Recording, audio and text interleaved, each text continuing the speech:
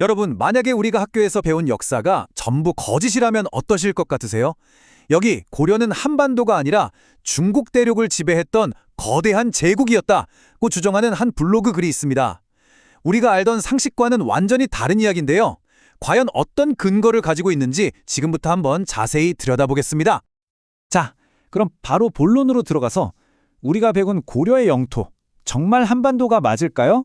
이 블로그는 여기에 대해 아주 단호하게 아니다 라고 말합니다. 고려는 전혀 다른 곳에 있었다는 거죠. 왼쪽을 한번 보세요. 우리가 너무나 잘 아는 한반도에 자리 잡은 고려의 모습입니다.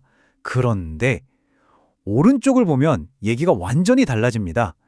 이 블로그가 주장하는 고려는 중국 대륙을 호령하는 거대한 제국이거든요. 더 놀라운 건 한반도가 아예 그 영토에서 빠져 있다는 거예요. 정말 상상도 못할 주장 아닌가요?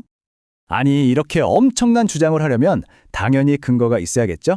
저자가 첫 번째로 내세우는 증거가 바로 대륙에 남아있다는 고려의 지리적인 흔적들입니다.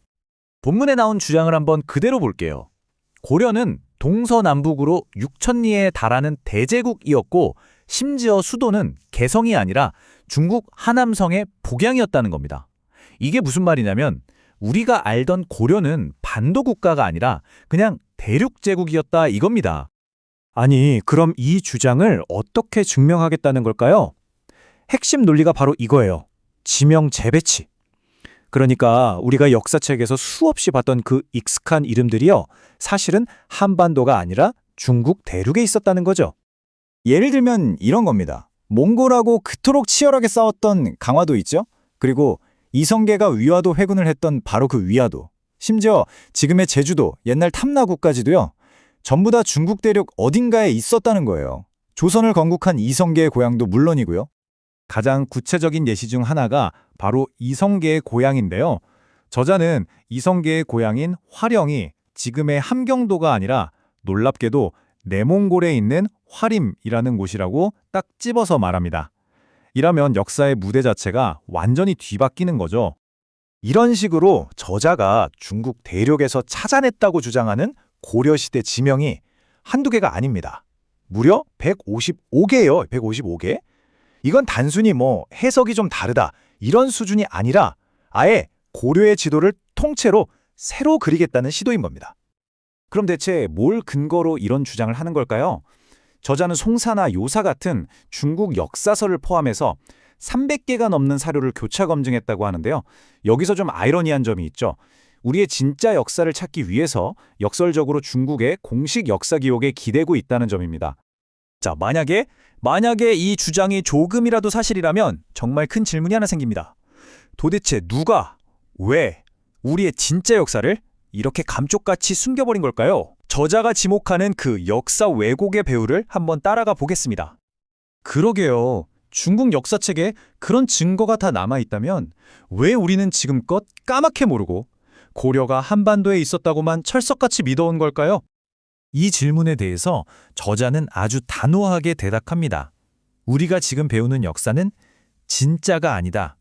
두 가지 잘못된 역사관 때문에 철저하게 조작된 허구다. 라는 거죠. 그 첫 번째 주범으로 지목되는 게 바로 사대사관입니다. 뭐랄까, 스스로를 낮추는 역사관이라고 할 수 있죠. 강대국을 섬기는 입장에서 역사를 쓰다 보니까 우리 역사를 자꾸만 작고 초라하게 만들었다는 겁니다. 그리고 두 번째 주범은 아마 많이 들어보셨을 거예요. 바로 식민사관입니다. 일제강점기 때 일본이 우리 민족의 혼을 꺾으려고 일부러 역사를 축소하고 왜곡해서 주입했다는 주장인 거죠.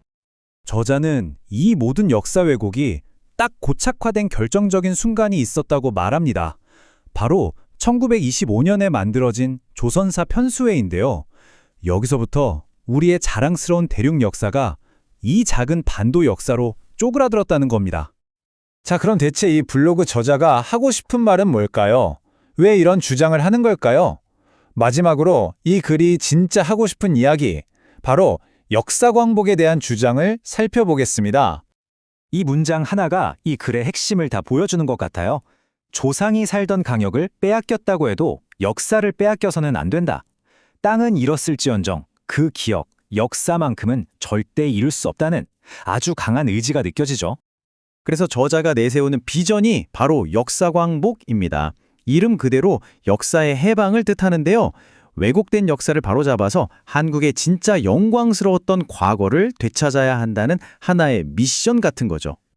이 역사 광복을 이루기 위한 3단계 계획도 제시하는데요. 첫째, 여러 자료에 흩어져 있는 진짜 역사를 복원하고, 둘째, 우리 마음속에 있는 사대주의를 극복하고, 마지막으로 일제가 심어놓은 식민사건이라는 족쇄를 극복해야 한다는 겁니다.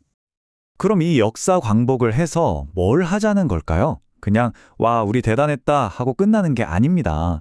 그렇게 되찾은 진짜 역사를 미래 국가 발전의 에너지이자 국력의 기반으로 삼아야 한다는 게 저자의 최종 목표인 거죠. 고려가 대륙의 제국이었다.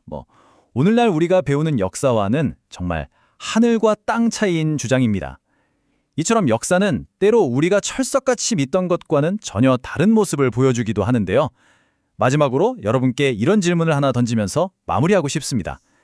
만약 과거에 대한 우리의 기억, 즉 역사를 바꿀 수 있다면 과연 우리의 미래 또한 바꿀 수 있는 걸까요?